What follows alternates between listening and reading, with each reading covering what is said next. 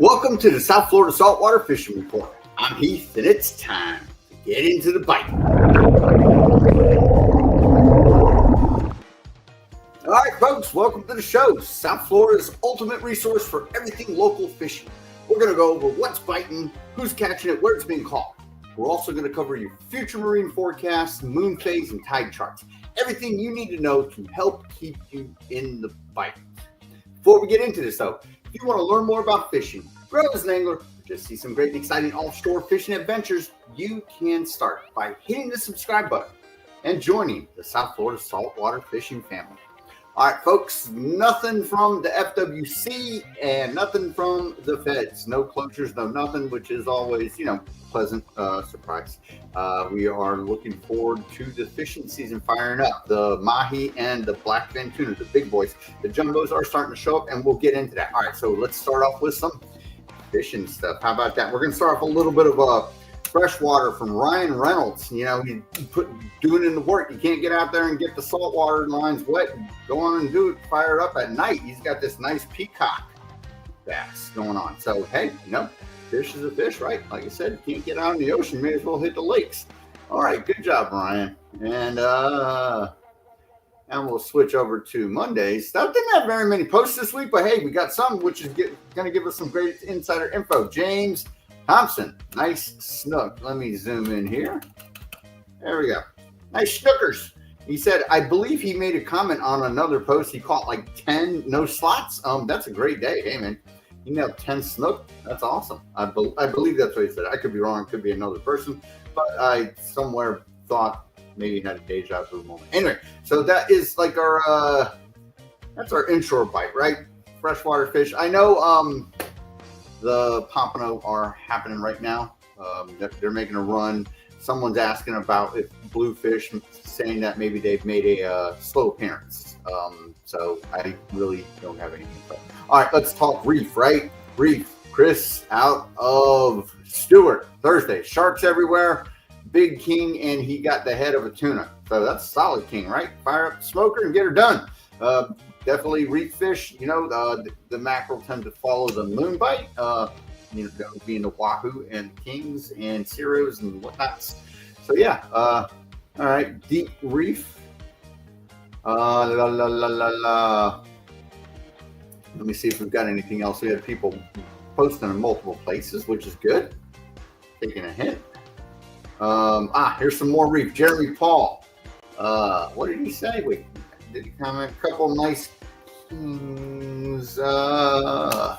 All right, couple solid king. A big old fat king right there, and then nice size one, nice juvenile. So definitely some good eats right there.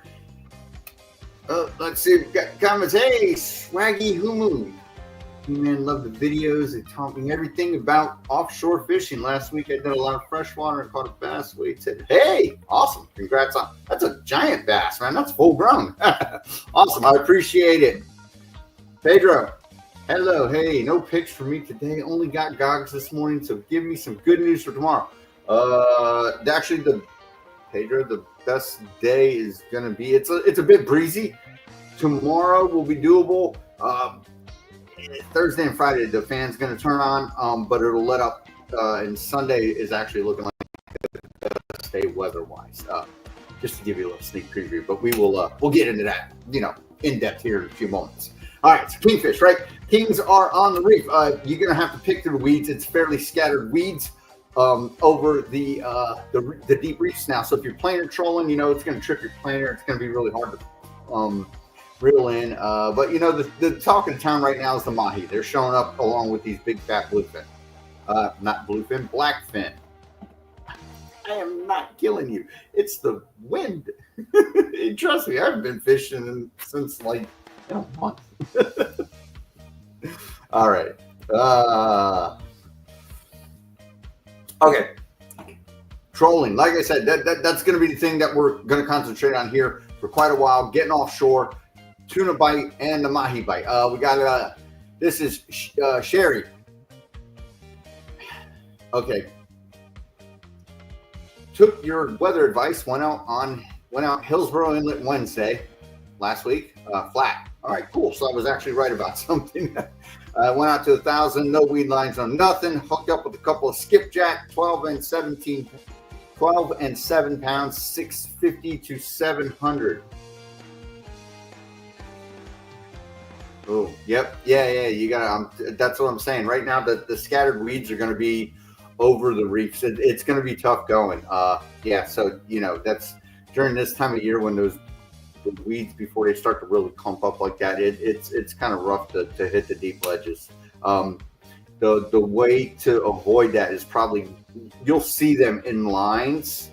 Get out past that line, which means you might have to stay. You might not be in kingfish territory anymore. You might be 200 to 300, which is wahoo. But the weeds definitely make planer trolling, much more miserable than topwater trolling and just reeling in the line and getting it off. When you get a ton of weeds on your planer, it's miserable. Anyway, back to the skipjack, right? Skippies, 650 to 750. One on a rig ballyhoo, the other one on a rig squid. Awesome, good. Made for some great days with my dad and wife. Perfect. When the family can get out, the families that slay together stay together. All right, they look like they had some fun. All right, good deal. That's some nice eats right there. Sean Townsend, bunch of blackfins out of Stewart. They look like they had a solid day right there. Those are the good ones, right? Like I said, the jumbos are starting to show up. So if you can get out there and find them, get on them, get it for the keeps. Mike out of St. Lucie, couple of jumbos. He said he did double post. Mike's great. I believe he said he got these on live filtered. So this is up in St. Lucie. So again, we're seeing the tuna run all the way up, halfway up the state and coming down here down to the Fort Lauderdale area, Tri-County area. So, good stuff with these blackfins. Be on the lookout. Here he is with the other one. So, the jumbos, the good, solid double-digit ones are swimming around. Get ready for a fight and a half if you latch into one. So, tuna, right? Tuna. Very good. And I'm telling you, there's the dolphin are happening too. Here we go. Nitlink. PalmBeachCharters.net. If you were looking, he found the mahi and the tuna. This is what I'm talking about. The mahi are starting to show up. It's that time, folks. Get the boat ready, make sure everything's in line, and get out there and try and find them. Whether you plop a line in the water and you blind troll till you find the weed lines, and you hit those tuna on the way to finding the weed lines, or you just run into the random dolphin that's swimming around. Perfect. But they're going to be out there. Anyway, regardless, new link, PalmBeachCharters.net. If you are up in the Palm Beach County area and you're looking for a charter boat captain to take you out and put you on some fish, contact Neil. If you can't get a hold of him, get a hold of me. I can put you in touch with him. There you go. So that's simple, right? Love Neil Link in his posts. All right. Thanks, Neil. And so that's about it, right? So we got good fishing going on, right? Dolphin season is, hitting up. Tuna season's hitting up. We're ready to get out there and do it, right? So let's talk about weather and let everybody get on with their lives. Then that's really, honestly, that's what's going to be it. The kingfish, it's going to be here. But like I said, I was talking with the young man right here, Swaggy. The reefs, the scattered weeds are going to make planer trolling tricky. All right. So let's go on ahead and look at our weather. Like I said, bear with me while I turn it on the right settings. And here we go. We're going to look at windy first, right, folks? So if you're new to the channel, all these apps, websites that I'm using, I'm on a PC right now. All of the websites that I'm visiting, the links are in the description of the video. Just click on them, use them at your disposal. Also, remember to use your inlet cams, your jetty cams, whatever you might have, pier cams that give you real-time views of everything, because this is, believe, just a weather forecast. I try to do my best. Sometimes I'm spot on. Sometimes I'm dead wrong because, like I said, these are just forecasts and we can only use the information and the stuff available to us. All right, so this is right now. Let's look at tomorrow morning, right? Winds from the east. And if you don't know how to use it, down here's a color-coded chart that shows you what related winds are. So green is somewhere in the teens, right? Double digits, definitely. Now, if you're on a PC, a cool feature of using Windy is you just click on it. Let's say we want to know what the stuff is going to be in Boynton, right? Click on it. It's telling us 11 knots from the east tomorrow. So tomorrow morning, it's going to, be fairly breezy all up and down the East Coast, even more so down to the Southern Keys, right? We got 15 knots from the east. West Coast is there on the leeward side of the wind right now, so they're going to be fairly laid down no matter what it is. And again, the West Coast is very shallow water, so you get, a good ways offshore. So regardless of wind direction and everything, it might be chopped, but it's 3 inches of water, to be sarcastic about it. Up in Vero and stuff, they look like they're having a little bit of a lighter wind. Palm Bay in that area, which is very far north, St. Lucie down around here, 6 knots, not bad in the morning. So that up north, further north, fairly good, not too bad, but down south is not. We got some windy stuff coming on, and it's not really going to be too bad until Thursday and Friday. The surf it is. Yes, sir. It's really not going to be too bad, Pedro, but it's, I honestly, I'd save it for if you can get out on the weekend, either that or save it for another day. If you don't want to go out there and be, get beat up. All right. Tomorrow afternoon, same stuff. Not much, coming a little bit from the northeast, pretty much just the same thing, 9 knots from the east. So when we talk about knots and miles an hour, they're not very far off, right? A knot is 1.1 miles an hour. So for 9 knots, it's around 10 miles an hour. So not much difference. They're almost interchangeable. Thursday morning, again, same thing. Blowing from the east. Not for me. I'm me too. Listen, I'm at that age where I've done fishing my whole life. I can do windy. I can do cold. I'm not going to do windy and cold. I don't want to do wet and all that stuff. So I just, I save it for the days where it's good, especially because I want to take the Slayer out and have some fun. What's the difference between wave height and period? Does a longer period mean smoother or choppier? Okay, yes. Okay, yes. Let me do the wind here real quick, and I will explain that to you. Yes, wave height is wave height, 3 foot, 2 foot wave height. Period is the distance in between the waves. So if you have a longer period, let's say 8 to 10 seconds, that's more of a swell, smoother seas. Let's say you've got 2 foot waves with a 4-second period. That's choppy seas. It's going to be bumpy, even if the waves are only 2 feet.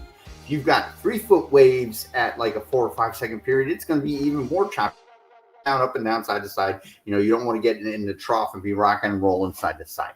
Hopefully that helps. Okay. Thursday morning, still blowing.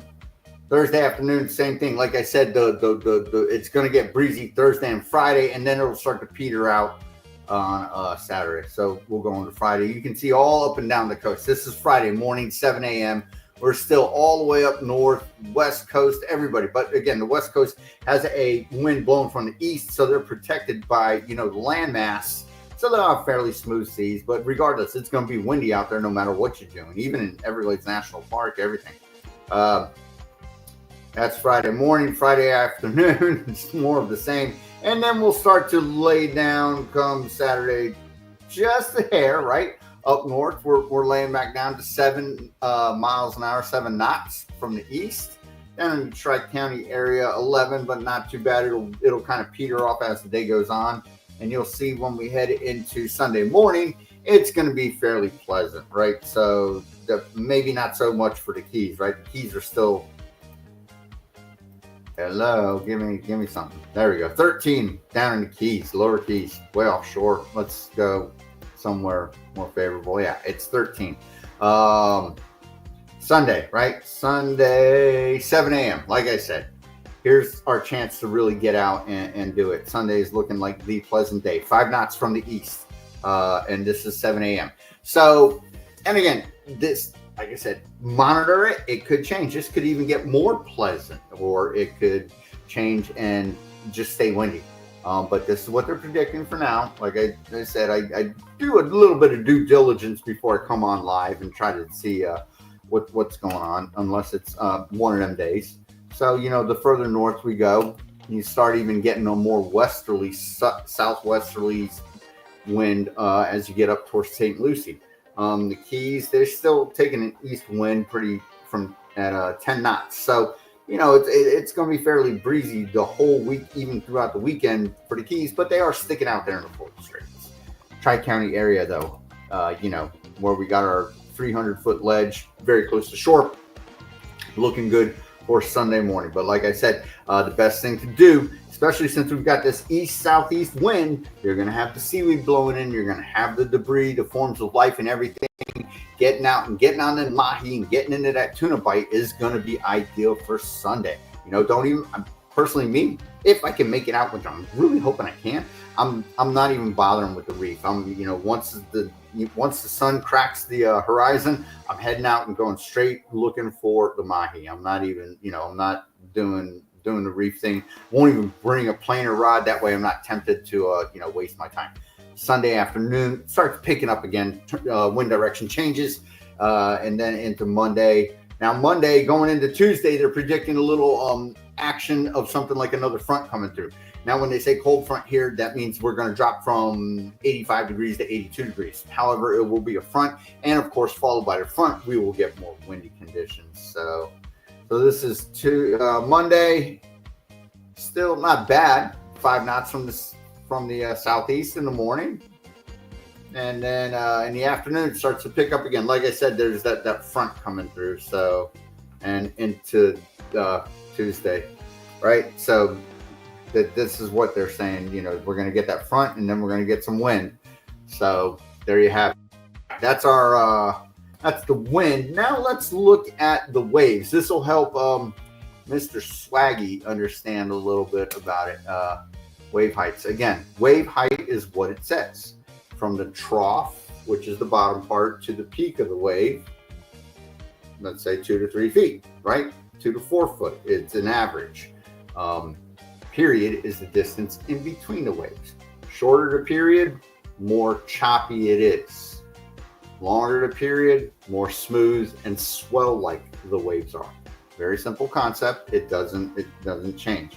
Now, what does change sometimes is you get what's called a confused sea, when you have waves coming from one direction and then waves coming from another direction. If waves cross like that, which it does happen periodically due to currents, due to high pressure, due to winds changing directions and stuff, that is usually regardless of the period. You might have a period of, you know, 8 seconds from one direction and then a period of, you know, 3 seconds from another direction. It's causing chop no matter what. So, you know, those are those days where it's just bumpy and wet. All right. So tomorrow morning, right?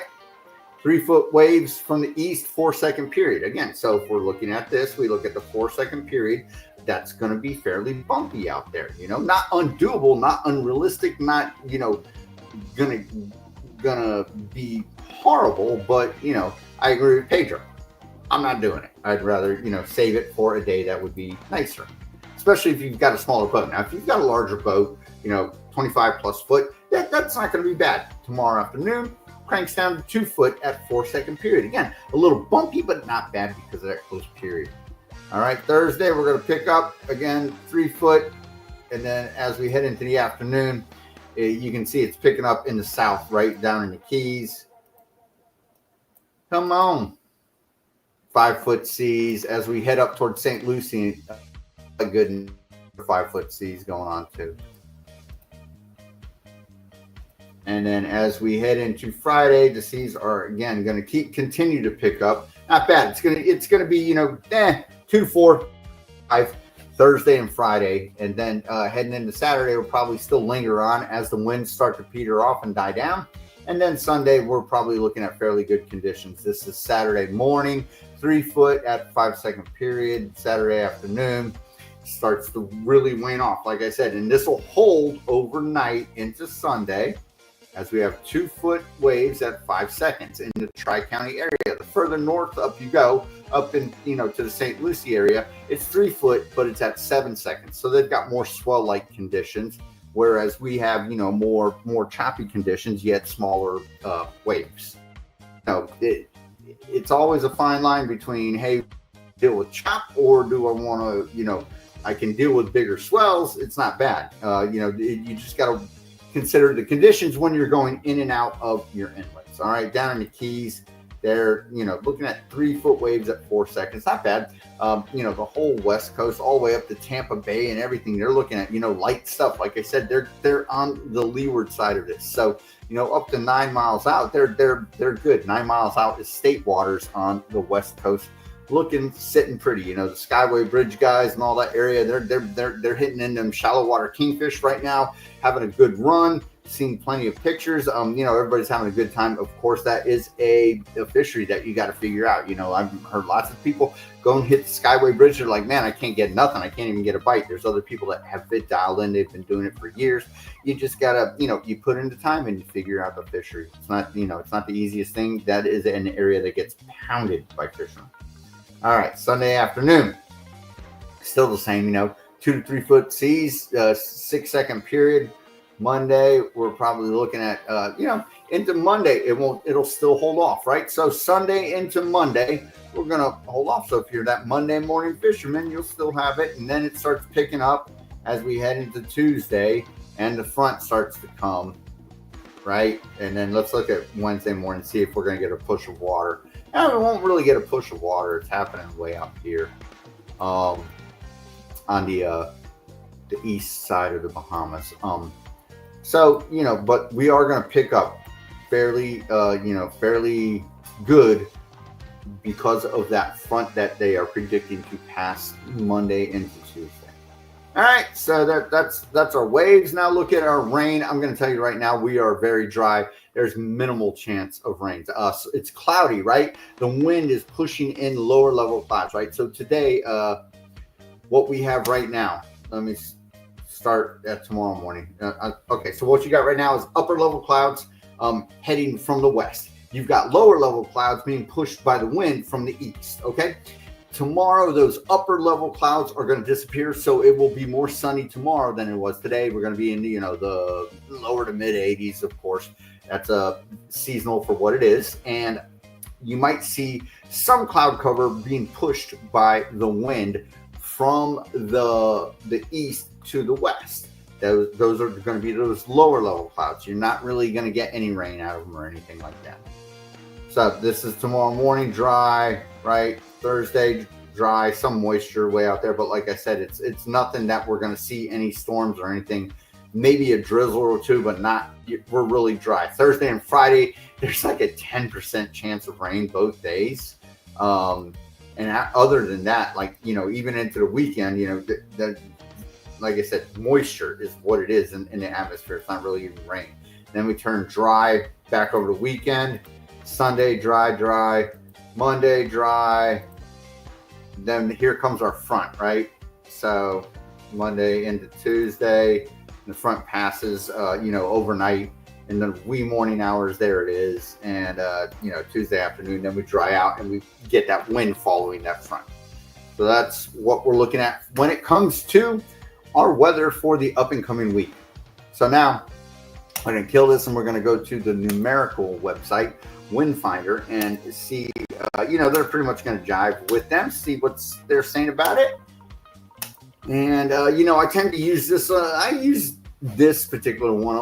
I trust WindFinder a little bit more than I trust Windy.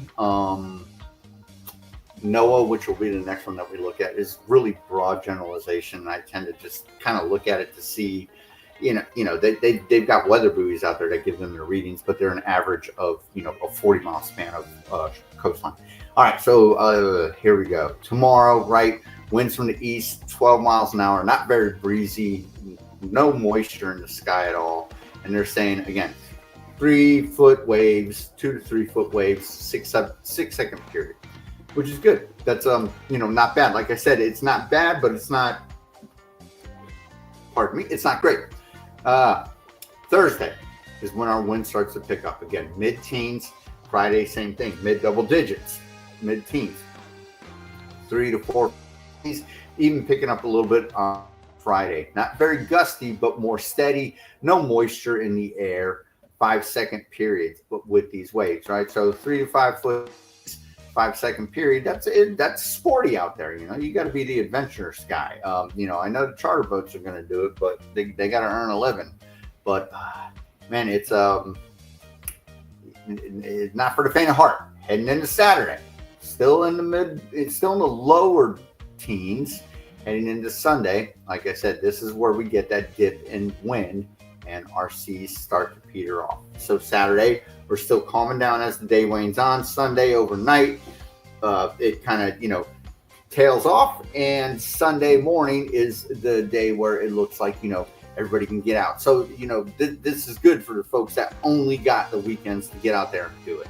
And again, it'll stick around. The lull in the weather will stick around, and our wave period will increase. So you see they're saying 8-second period on Sunday, which is good. Those are that's swell-like conditions, which is ideal for getting offshore and going and looking for the mahi and the tuna. Same thing for Monday. Again, we've got a nice 8-second period with 2-foot waves, you know, less than, you know, more on the 2 side than on the 3 side. And heading into Tuesday, it starts to pick up again because of that front that they are predicting to pass through. So there we go. That's that. Let's see what NOAA says real quick. Again, NOAA is a very widespread generalization. I can show you it. Again, all the links are in the description, so if you want to check it out, you can. Here, this is why NOAA is very hard to use. Jupiter to Deerfield. That's 35 miles worth of coastline. So, but let's take a look at it, right? Wednesday, they're saying, you know, seas 2 to 3 foot. From the east, 10 to 15. They're pretty much in line with it. Thursday, 10 to 15 knots, gusts up to 20. Okay, seas 3 to 4 foot. So they're kind of in line with what everything is saying. Let's see, Saturday through Sunday night, they're saying 10 to 15, seas 2 to 4. So this is where they're taking those averages, right? We're going from Jupiter up north down to Deerfield Beach. Deerfield Beach is going to be 2-foot seas, not, you know, the further up north you go, you will get probably bigger waves. However, they're calling for, you know, WindFinder was saying 8-second period. Windy was saying 5-second period. So, you know, you just got to keep track of it. And as the weekend approaches, definitely start looking at the webcam and definitely use your resources to change. Like I said, it can change on a daily basis. Saturday, it could all change, and they could say, no, the wind's going to stick around. It's going to be obnoxious Sunday. Or Saturday could say, hey, it's going to be even better than we thought it was going to be. Quick question, Heath. I've got my gogs in a sea brine. How would you keep them for Monday? No, keep what you got to do, right? You've got them in salt water right now. I would, if you can keep that brine cold, do that. Otherwise, you can take them out and you can probably just dry them off and leave them like that. Yeah, I'd leave them like that if you can. Definitely. Then, if you can keep that salt water cold until Monday, do that. That's going to be the way to go. You don't want to do what you do with the bonita strip with those fresh gogs, which is, you know, you put them in pickling salt and then leave them in the refrigerator open. That'll make them dry up. We want to keep those gogs nice and moist so that, you know, you can get out and get on that mutton bite, right? Which is what you're probably going to want to do with those. If you can keep them in the fridge and you know, your wife won't kill you. Yes, definitely do it. I would say probably Sunday, keep the brine bag in the fridge. Yeah, definitely. You'll be good to keep the brine bag in there and keep it cool. And then probably Sunday, you could probably empty out your water, and in the bag. That way they stay moist and they're good and cold and ready to go. Don't freeze them. You want them fresh. If you can almost if it's possible, just take them, leave them in your saltwater brine, and put them in a bucket with ice. You can do that too, but that's, that you're keeping ice around for, from now until Monday is kind of crazy. So you just keep it in the refrigerator, and then when okay, cool. Yeah. Send me a pic. The best thing to do is overnight, like I said, if you get the chance, or Monday morning. Definitely like Sunday, you want to take the brine water and get it out and just leave them to, kind of dry out a little bit, but leave them in the bag so they stay moist. And then if you can get, cooler full of ice them up and get them ready to go for Monday. All right. So that's our weather. Let's talk about moon. We are heading towards the dark side of the moon, which is a good thing for this weekend, because dark side of the moon, when we have the new moon, it makes the pelagics chew, because they're not eating all night. Of course, man, my pleasure. Thank you for always being around and helping make this happen. All right, so right now, like I said, we are waning. When the moon is waning, that means you're heading towards the new moon, the dark side of the moon. When the moon is waxing, that means you're heading towards the full moon. Very basic concept. Don't get it confused. All right, so right now we are. Hey, yes, let's get into the bite. I agree with you. All right, 33% wane, heading towards. I gotta get a ad blocker. Tomorrow, 23%. Thursday, 3%. Friday, 7%. Saturday, 2%. Sunday, new moon. So this is good stuff, right? So first thing, the new moon, and a couple of days before, a couple of days after are the days to go out, and that's when the bait fishermen go out and they pound it. They go after the goggle eyes, they go after the thread fins. The bait fish chew good and are out in abundance under the cover of darkness. The pelagic fish and all the reef predators are not out eating them too much. They can't see them. They can only hear them and sense them through, taste buds and olfactory stuff like that. That's how fish hunt. Okay. But they do not have the shadow factor of the moon glaring down on them, and the reflective factor where the fish can see them swimming around too. So darkness of moon, pelagics bite. Just remember that. It's always better. It's always been that way. Granted, fish are fish and they're going to eat sometimes. Some people swear by the full moon. To me, mackerel fishing is a full moon thing. And that's the way it goes for me.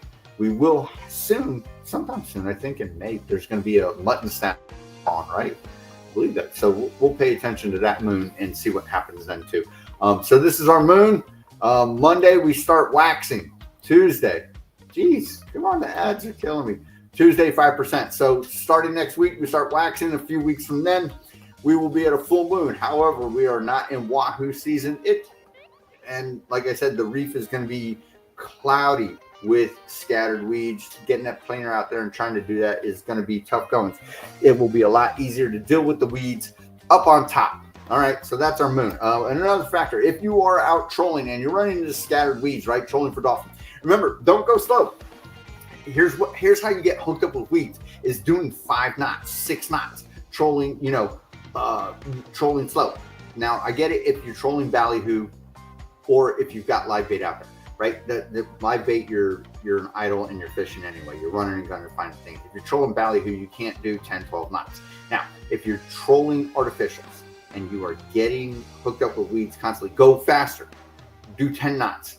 You can still hook mahi and tuna all day long with that. They're going to make a screaming run when they first hit, but trust me, you can do 10 miles an hour and you can still troll for mahi. There's no problem with that. You're not going to outrun them. Mahi, at their peak, chasing down baits, they'll do 30 miles an hour, no problem. So you're not going to outrun them. Dolphin and tuna are even faster than them. So don't worry about doing 10 miles an hour. You're not going to outrun them. It's actually almost better. It makes their predator instincts kick in, and they go on ahead and they take the opportunity because they don't want to pass up the opportunity to feed. All right, now let's take a look at our tide charts and see what's going on with that. Again, tide charts are very important for land-based fishermen and fishing out front, right in front of them inlets, whether you're jigging or whether you're jigging, whether you're anchored up, chumming, going for the yellowtail, whether you're doing a wahoo troll, whatever you're doing. But again, it's very important. If you are fishing that inlet, that water flow, you need this tide, the outgoing tide, which is actually, if it's here, you're seeing we're at the middle of the tide, the middle of the outgoing tide as day breaks. You've got time.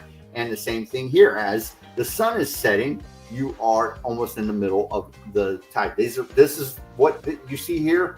This range is perfect scenario for land-based fishermen or for fishing the water flow of an inlet. You've got the outgoing tide. If you fish the incoming tide, you're going to catch nothing. That simple. It's a science that has been studied by fishermen for a long time. Just don't question it. Just trust the science, right? Here we go. All right. Outgoing tide. Again, Wednesday, Thursday, Friday, outgoing tide. As the sun sets, you're at the top of the outgoing tide. So if if you're that guy that likes to get out there and do a little bit of night fishing, that snapper fishing bite or whatever, snook fishing or whatever, the jetties, there you go. You will have perfect opportunity in the morning time too. Right here, you're at the top. You're almost at the ebb tide, the slack tide when you get out there, and then it starts falling. So you've got plenty of time to use the water flow to your advantage. Saturday and Sunday, as the sun's coming up, you're kind of in the end of a tide change. So again, this is actually good scenarios. Like Sunday's looking into next Monday is looking like the days to get out there and do it, right? So if you're offshore, this water flow in and out of the inlets doesn't really affect your pelagic fishing for the dolphin and the tuna. Again, let me explain this concept real quick of why you need the outgoing tide, and then we're gonna start to wrap it up. Outgoing tide, what it does is it pushes all the microorganisms, sediment, chlorophyll, phytoplankton, everything, pushes all that crud out of the inlet into the ocean. The little bait fish come in and they feed on that, and then the big fish come in and they eat the little bait fish. That is the cycle of life, and that is why you need the outgoing tide. When the incoming tide comes in, it sucks it all back in, and the fish will not go and enter into the realm of the canal system like that. It just doesn't work. All right, there we go. So that's what we're talking about, and that's all of everything going on, right? So before we sign off, folks, if you're in the market, a little shameless self plug right here. If you're in the market for fishing apparel, right? You want to get one of those fishing shirts, UPF 50 fishing shirts that you don't need sunscreen for. I invite you, come check out our sponsor, WindRider. They've got the South Florida saltwater fishing shirts. You can get it's got the logo on it. Support the brand, right? These are great shirts. Again, UPF 50. They dry quick. If you get them wet, they're stain resistant. They'll keep you cool in the summer, keep you warm in the winter. Completely all sorts of different colors. It depends upon what style of shirt you get as to whether you can get the logo on the front or on the back. You can get them with the built-in gator. You can get them with just a hood. Again, logo on the front, logo on the back, whatever you want, depending upon what style. If you get like this American flag one, the Helios, that's the atoll. The Helios is just the hood, and here you have like just the regular long sleeve one. You can get it on the front or the back, and a multitude of colors, however you want. Great company, solid company, not a fly-by-night company, definitely not. They've got several different products. Don't get sticker shock no matter what you do when you see all these prices. No matter what you're looking for, if it's this brand, if it's hook, if it's pelagic, it's all going to be around this price, probably even a bit more for the more major global brands. WindRider is a solid company. They stand by their warranties.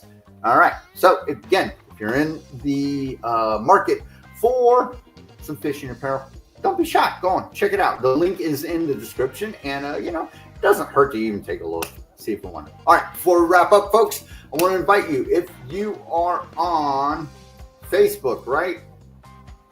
Good Lord. Phone's blowing up.